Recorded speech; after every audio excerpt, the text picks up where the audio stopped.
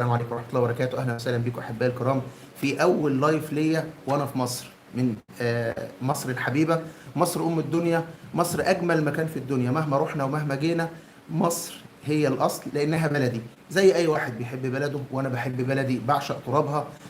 مهما هروح مهما هاجي لازم هرجع لمصر. والنهارده هتكلم مع حضراتكم في موضوع مهم جدا وقصة جميلة جدا جدا. قصة بتحكي ان اي واحد فينا مهما مرت بيه ظروف لازم يعرف ان الحمد لله على الظروف اللي هو فيها، لان حضرتك ما تعرفش ظروف الناس التانية عاملة ازاي. ظروفنا كلنا مهما ساءت في ناس ظروفها أسوأ بكتير. تعالوا النهارده عشان ما نطولش على حضراتكم نشوف قصتنا. والنهارده قصتنا قصة برضو من الصين زي القصة اللي كانت قبل كده، قصة شبيهة سندريلا. قصتنا قصة كان عندها ولد وحيد. الولد ده كان هو حياتها، كانت عايشة حياتها بنور، يعني نور عينيها زي ما بيقول. كان هو الولد ده كان الحاجة الوحيدة اللي منورة لها طريقها، الحاجة الوحيدة اللي بتنام وتصحى تفكر فيها هو كان الولد ده. ولأن أقدار ربنا سبحانه وتعالى ليس لها مانع، في يوم من الأيام الولد ده مرض شديد جدا، وانتهى الأمر به إن هو توفي ولقي الله عز وجل. الولد ده لما توفي الأم اسودت الدنيا كلها في عينيها، أصبحت مش شايفة أي حاجة، أصبح كل حاجة في حياتها بقت سودة، بقت مراية سودة كده نزلت عليها، وأصبحت مش شايفة أي حاجة، مش شايفة أي حد، مش عارفة يعني هي عايشة ليه، هي بتعمل ايه. كانت كل يوم الصبح تصحى تفكر مثلا هفطره ايه، هغديه ايه، هعمل له ايه، هيكبر هيروح المدرسة هيعمل. فجأة الأم ديت أصبحت في حزن شديد جدا جدا جدا. جم الناس يواسوا الأم ديت ويقولوا لها طيب معلش اصبري، الظروف، الجوابات، الوضع كذا كذا. فأشارت عليها إحدى السيدات اللي كانت بتزورها وقالت لها بقول لك إيه، أنا عندي لك حل كويس. قالت لها اتفضلي. قالت لها هنا القرية فيها حكيم وراجل كبير في السن وعنده خبرة وعنده ثقافة وعنده علم كبير جدا. الراجل ده من كتر علمه ومن كتر ثقافته ومن كتر خبرته ممكن يفيدنا قوي ويقول لك على وصفة. قالت لها وصفة هترجع لي ابني، خلاص اللي فات مات، اللي راح عمره ما يرجع زي ما بيقولوا. الست قالت لها طب وانت هتخسري ايه؟ روحي للحكيم واسأليه، يمكن يديلك وصفة او يقولك على حاجة تريحك شوية. الام الثكلة، الام اللي تعبانة، الام اللي الشوق لابنها الميت بيحرق قلبها ومخليها مش عارفة تعيش حياتها، قالت زي الغريق اللي بيتعلق بقشة اروح للحكيم ده واشوف الوضع ايه. راحت الام فعلا وذهبت للحكيم ده، حكت له القصة. الحكيم بص لها كده وفكر طب دي احلها لها ازاي؟ انا ما اقدرش احيي الموتى، ما اقدرش ارجع حد ميت، ما اقدرش اتصرف. لكن الست لانها كان الالم بيعتصر قلبها وكانت في قمة الحزن، والراجل تعاطف معاها جدا، فقعد يفكر يفكر يفكر لحد ما وصل لحل. قال لها طب انا اقول لحضرتك حاجة، انا الوصفة الوحيدة اللي ترجع ابنك ليا هي ان حضرتك تخرجي بره المكان ده من عندي وتدخلي بيت القرية، بيت بيت، لحد ما تجيبي لي بيت ما مرش عليه ولا حبة خردل من حزن. حبة خردل من حزن، طبعا كلنا عارفين ان حبة الخردل دي اللي ربنا سبحانه وتعالى ضرب بها المثل في ان هي اقل حاجة خالص. يعني لا يدخل الجنة من كان في قلبه مثقال حبة من خردل من كبر، او ادخله من النبي صلى الله عليه وسلم في الاخرة ربنا يقول له اخرجه من النار من كان في قلبه مثقال حبة من خردل من ايمان. يعني العلماء قالوا اقل مثقال واقل مكيال واقل وزن هو حبه الخردل.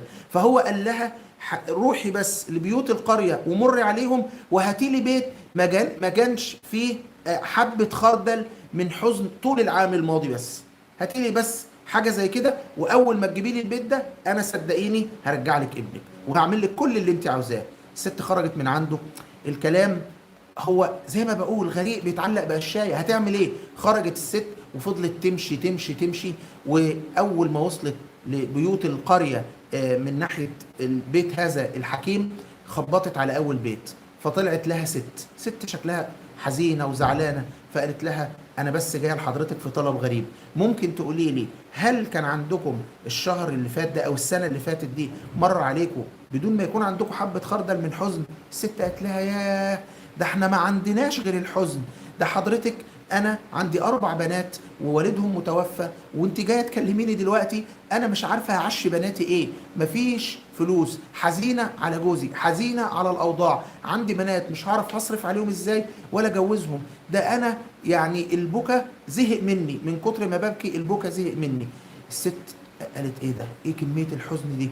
ايه الوضع ده؟ قالت لها طيب معلش، وقعدت الست نفسها تطيب خاطرها وتصبرها وتقول لها طب استني، وخرجت وجريت بسرعه على السوق بالفلوس اللي معاها، اشترت اكل ورجعت ادت لها الاكل وقالت لها كلي. قالت لها انت بتعملي معايا كده ليه؟ قالت لها كلنا اخوات، وانا اوعدك ازورك تاني وانت كمان تزوريني ويبقى بينا علاقه. سابت اول بيت راحت البيت التاني، خبطت طلعت لها برضو ست تانيه، قالت لها ممكن اسالك سؤال؟ قالت لها اتفضلي خير. قالت لها هل انتوا ما كانش عندكم حبه خردل من حزن العام اللي فات؟ قالت لها يا سلام حبه خردل، طب تعالي شوفي هاتي اكياس وانا اعبي لك الحزن اللي عندنا، احنا عندنا كميه حزن غير طبيعيه، زوجي مريض وطريح الفراش بقاله فتره، عنده مرض مزمن ومش عارف يخرج ولا عارف يتصرف ولا عارف يصرف علينا، ومش عارفين نعمل ايه، عايشين على اعانات الناس وعايشين على اللي الناس بتديهولنا.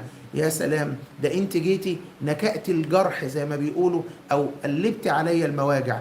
قعدت الست تطيب خاطرها وتقول لها طب خلاص، طب معلش، واوعدك ان انا ازورك تاني، طب لو عاوزه حاجه قولي. لكن الست كانت عفيفه جدا ورفضت تاخد منها اي مساعده، فهي خرجت من نفسها وراحت دورت على اقرب محل وجابت منه بعض الحاجات وخبطت على الباب وسابتها ومشيت. البيت الثالث والبيت الرابع والبيت الخامس، ومش عايز اطول على حضراتكم لان اكيد حضراتكم فهمتوا المغزى.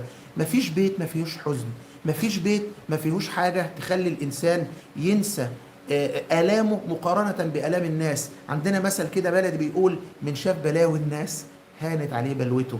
أيوة يا جماعة، مهما كان عندك حزن، مهما كان عندك زعل، مهما كان عندك مشاكل، مهما كان عندك حاجة، الناس عندها كتير. ولذلك دايما يقول لك لا تنظر إلى من هو فوقك ولكن انظر إلى من هو دونك، كما قال النبي صلى الله عليه وآله وسلم. عشان لما تشوف المشاكل اللي عند الناس وتشوف آلام الناس وتشوف مشاكل الناس هتعرف حجم نعم الله عز وجل عليك. الست دي لما خرجت كانت بتبص من منظور أنوي، بتبص لوحدها، بتبص بعينين واحدة لوحدها. لما دخلت في وسط الناس وتعمقت في وسط الناس ودخلت في وسط أحلامهم، في وسط ألمهم، جزاكم الله خيرا، في وسط ألمهم ووسط يعني كمية الحزن الرهيبة، بقت جزء منهم وعرفت ان الناس كلها بتمر بنفس الأحزان اللي هي بتمر بيها ويمكن أكتر. ابتدت الست دي نظرتها تتغير، ابتدت تبص نظرة أوسع، ابتدت عدسات النضارة تدينا زاوية منفرجة، ابتدينا نشوف الأمور بطريقة مختلفة. كلنا عندنا الأحزان الخاصة بينا. اوعى تكون فاكر حضرتك أو حضرتك اللي بتسمع فيديو لحد أو بتكلم حد أو بتشوف حد بيضحك لا تقول ده السعادة ملياه. علميا أكثر الناس ضحكا وتبسما هم أكثر الناس حزنا. مش معنى ان انا بضحك في وشك او ان انا بتبسم على طول ان انا ما عنديش جروح وعندي الام تكفي بشر. عندنا كلنا جروح، عندنا كلنا الام، عندنا كلنا احزان، بس لازم نتخطاها. ايه الطريقه اللي نتخطاها بيها؟ هي الطريقه اللي في الفيديو بتاع النهارده، ان حضرتك تفكر بنظره اوسع، تشرك الناس معاك، تفكر للناس ومع الناس. الست دي كان ألمها وحزنها وظنها إن موت ابنها هو نهاية العالم، لقت إن ناس كتير ابنها مات لكن في ناس كتير محتاجة تعيش، محتاجة هي تكون معاهم، محتاجين إن هم يعني يجدوا منها الدعم والمشاركة. لو عندك حد تعبان روح زور واحد تعبان تاني وادعمه بأي طريقة. ديننا العظيم النبي صلى الله عليه وسلم قال إيه؟ قال داووا مرضاكم بالصدقة. ايه الرقي ده يا رسول الله صلى الله عليه وسلم؟ ليه النبي قال داووا مرضاكم بالصدقة؟ لان حضرتك بتخرج من الاطار الانوي، من الاطار الذاتي، من اطار الانانية، من اطار انا وماليش دعوة بحد، لإطار إنك بتفرج عن مسلم كربة، ومن فرج عن مسلم كربة من كرب الدنيا فرج الله عنه كربة من كرب يوم القيامة. يا جماعة الناس للناس، يا جماعة كلنا لازم نكون مع بعض، ايد واحدة، نساعد بعض، ندعم بعض. نعمل اللي نقدر نساعد بيه بعض. في ناس مش هتخسر حاجة أبدا لو ساعدتك، لو دعمتك، لو وقفت جنبك، وبالرغم من كده ممكن يقصروا عن هذا الأمر أو يبخلوا عن هذا الأمر، فيجي ربنا يقول لك ومن يبخل فإنما يبخل عن نفسه.